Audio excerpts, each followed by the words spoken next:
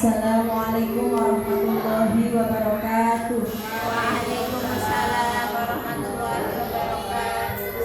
Yang terhormat Ibu Veronica Mawar selaku Kepala SD 07 Waropi sebagai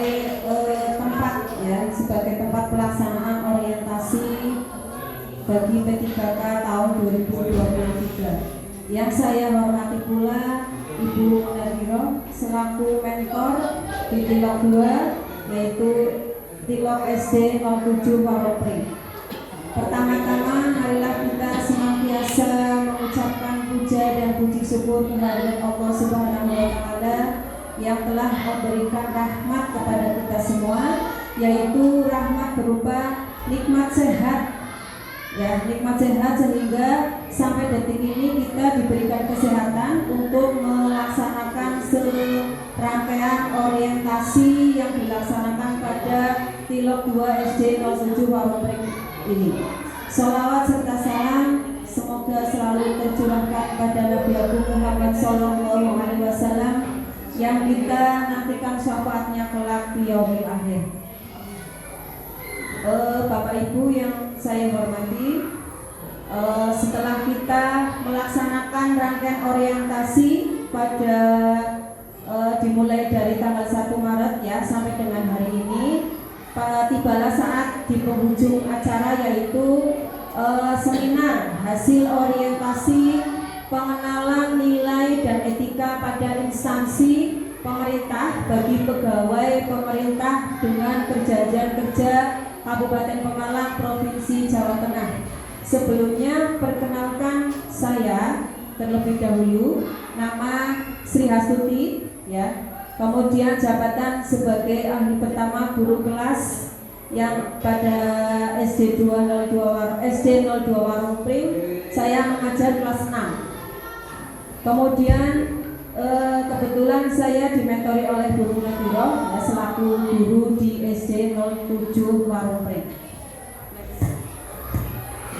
Dari laporan orientasi ini ya, saya mau memaparkan tentang latar belakang dari orientasi, yaitu laporan orientasi pengenalan nilai dan etika. Ini saya buat untuk meningkatkan etos kerja serta berinovasi dalam pembelajaran sehingga dapat meningkatkan mutu proses dan hasil belajar peserta didik, khususnya adalah di SD 02 Waropi. Visi terwujudnya peserta didik yang beriman, bertakwa, berprestasi, berperilaku santun, serta peduli lingkungan. Sedangkan misi di SD 02 Waropi yaitu yang pertama adalah membimbing siswa untuk tekun melaksanakan ajaran agama, kemudian meningkatkan disiplin dalam arti luas seluruh warga sekolah, menumbuh kembangkan patriotisme melalui pendidikan pendahuluan bela negara. Yang keempat adalah mengembangkan potensi siswa sesuai dengan bakat dan minat. Yang kelima, memotivasi siswa untuk berprestasi, mengembangkan olahraga. Yang ketujuh, mengembangkan cinta kebersihan, ketertiban, keindahan, keamanan, kesehatan, dan kekeluargaan. Tentunya ini harus berlandaskan kepada core value berakhlak, yaitu berorientasi pada pelayanan, kemudian kolaborasi, humanis, kemudian loyal, dan juga komunikatif. Next. Kemudian di sini ya pada laporan yang saya buat ini adalah rencana kerja P3K, yaitu yang pertama adalah meningkatkan minat belajar siswa. Seperti kita ketahui ya bahwa minat siswa itu mungkin di daerah kota sama di daerah desa khususnya kita di daerah pegunungan ya, mungkin minat baca siswa kurang bila dibandingkan dengan di daerah perkotaan seperti itu. Kemudian yang kedua adalah meningkatkan baca dengan media yang menarik. Ya, jadi media dibuat semenarik mungkin agar siswa itu bisa dengan enjoy ya.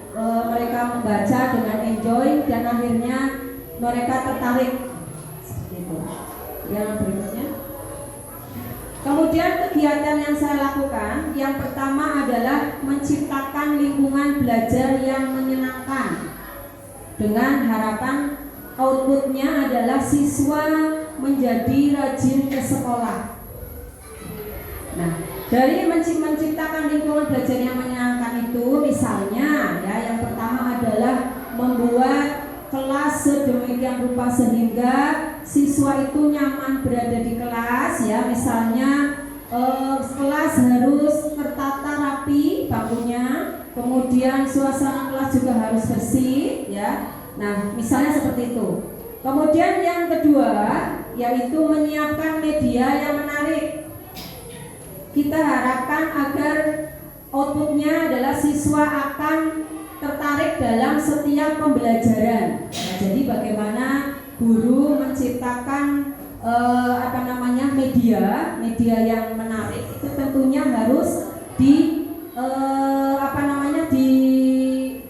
ini juga dengan keadaan siswa seperti apa ya. Jadi siswanya seperti apa, kemudian kita memilih media pembelajaran yang menarik agar mereka tertarik dengan media pembelajaran yang kita buat. Nah, di kelas 6 sendiri kemarin kita sudah membuat yang namanya kayak rangkaian listrik paralel dan juga rangkaian listrik seri yang nanti di sini ada videonya ya. Mereka sedang membuat media pembelajaran berupa rangkaian listrik secara seri. Nah, seperti itu.